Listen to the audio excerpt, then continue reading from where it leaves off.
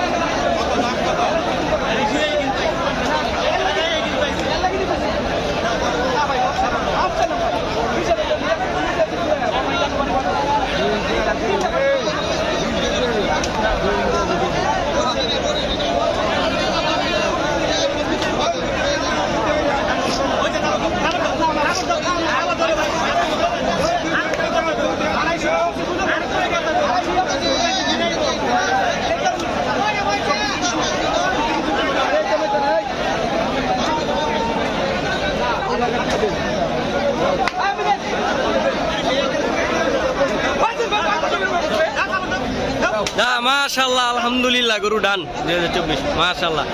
আব্বু গরু কেমন হয়েছে ভাইয়া? আমিও খুশি, আলহামদুলিল্লাহ, সুন্দর হয়েছে।